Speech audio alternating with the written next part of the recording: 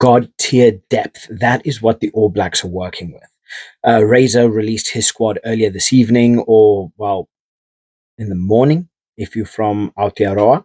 Um, my word, God tier depth, and this isn't even a full strength side. Like that, it's not even a full strength side. So let's get into it. I want to break this down because I've been waiting the entire week for this.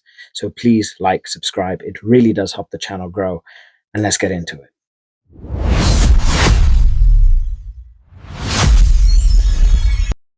Now, okay. Big changes. Obviously, Patrick Tuipulotu, he's out. Leonard Brown, he's out. We're seeing some players come in. Mighty Williams, he has been put on the bench. We have Wallace Atiti, he is on the bench as well. So they are going to get game time. I think they're going to be coming on around the 50th minute. They are going to get game time because that South Africa game later on in the year is going to be very, very important. So they are going to want to be getting these players at least some form of play time. But Fabian Holland, personally, I was expecting him to get a bit of rest because this guy, he's been playing his socks off. He has been playing left, right, and center. One of the most dominant locks, as we've seen right now in World Rugby. Yes, I am saying it, World Rugby. Fabian Holland is really showing what kind of force of nature, freak, I swear it's like he was created in a rugby lab. This guy is a monster and he is playing 80 minutes, regular rugby, constant, highest level, showing people how it's done. So I was expecting Holland to get a little bit of a rest.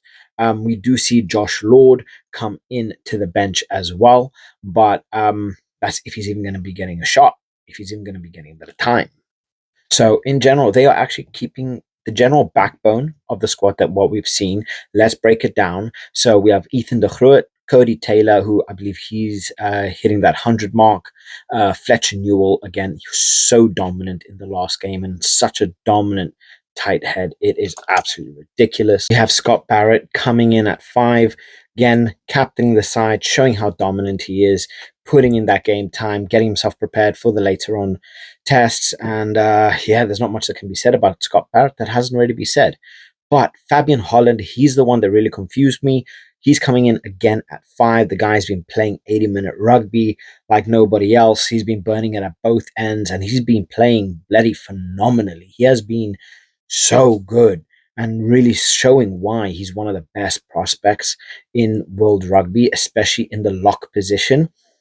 My word, this guy is good. He is really, really good. So really looking forward to seeing Fabian Holland play again. It's gonna be a tough one.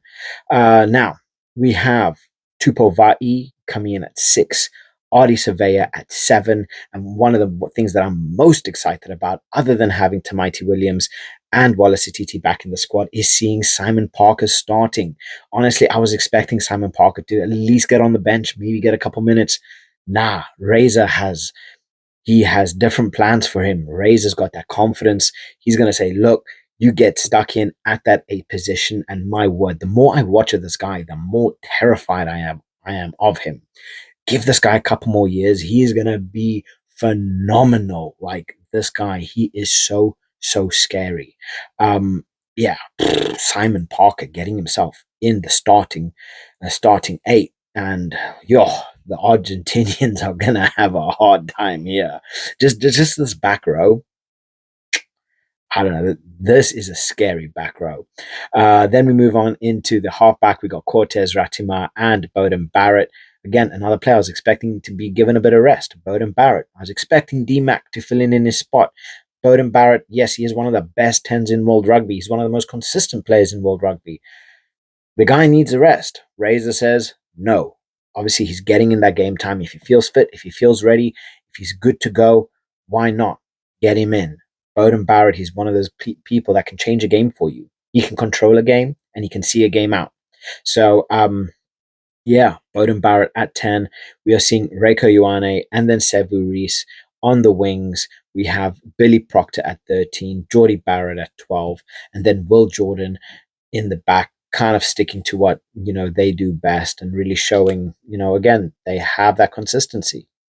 so that you can see they really have this very strong foundation of players, and all this is building. This is just building up that fluidity, that that partnerships come when we have. I mean, I keep mentioning it, the South Africa game, because that's going to be the biggest game of the year. Everybody's going to be fit. Everybody needs to be ready, and they need to be working like a well-oiled machine. And the way Razor has them working is exactly that. So I'm really hoping to get a glimpse of Wallace I'm really hoping to get a glimpse of Mighty Williams. But yeah, you can see the backbone, you can see the structure of the squad. Now we look at the bench: Samasone Taukeaho at 16, 17 to Mighty Williams. Then we've got Basilio Tosi, Josh Lord coming in as kind of expected with the likes of Tuipulotu out. Wallace Atiti, Finley Christie, Quinn Tupea, and then DMAC, Damien McKenzie. They've got that versatility. They've got the strength when needed. Samasone Takeaho coming on. He's such an impact player. He proved so strong in the second half, and when he came on in that first test up against Argentina. But just like again, Satiti to Mighty Williams, and again, this isn't even a full strength All Black squad.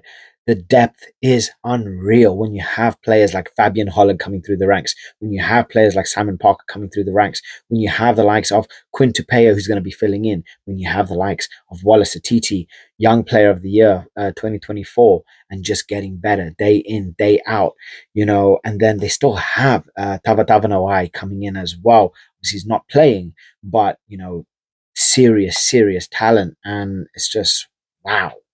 They are a little bit short when it comes down to scrum half, and that's just purely because of injuries. People need to be coming back. I cannot wait. I mean, this is a team. You got to think, this is a team without Cam Roygard. There's no Cam Roygard here. Think about that. If Simon Parker puts in his performances, Va'i puts in his performances, it's like, and then you still have Finau, who's going to be coming back in. You have Patrick Tuipulotu, who's going to be coming back in later on in the year. The talent is just like, the depth is unreal. Like I say, God tier depth. There's only two teams in the world that have God tier depth, in my opinion, and that's the Springboks and that is the All Blacks. The talent is unreal. So for a squad that is not complete to be having the talent, to be having the experience that this team has, phenomenal. It just makes for brilliant rugby. It makes for fantastic rugby. It makes for rugby that makes me feel, warm inside my chest. And that is exactly the feeling that I got when I saw this team, because now I'm expecting a complete run out up against Argentina. And again, I'm not overlooking Argentina. Argentina are beasts, right? They are beasts. But this is unfair. This is unfair. But again, I can't speak too much. The last time I acted like this was the Springboks versus the Wallabies, and we all know what happened there. So I'm going to try and keep my praise just down to a little bit of a minimum. And my word, what a bloody squad! Like, this is going to be fantastic. I cannot wait to watch Simon Parker. He is going.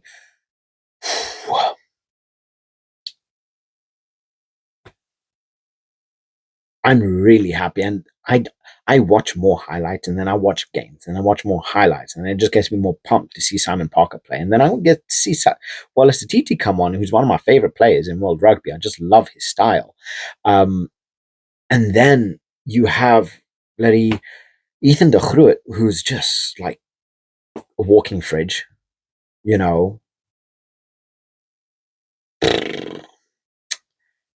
Okay, this is going to be fun. So, guys, let me know what your thoughts are in relation to this squad. Who do you think should have been here other than, one of these players? I mean, all of these players are bloody phenomenal. They all deserve to be here.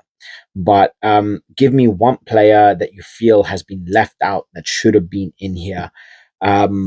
Personally, Tavatava Noai is my guy that I really want to be seeing a lot more of, and I would have loved to see him here and potentially get some game time. I haven't been 100% set on Billy Proctor. He's phenomenal. Again, he hasn't exactly had the best of games recently, but then again, you compare it to general quality. They are playing above normal standards, So when they are playing below standard, it's actually at the regular level of most rugby playing teams. But I think Tava Tavanawai would have had a completely different effect on the game. Even if it's to come on, I just Billy Proctor's had a lot of game time. I just would have liked to see a little bit of a rotation in terms of Billy Proctor at 13, and maybe even Geordie. Geordie's been playing a lot of rugby recently.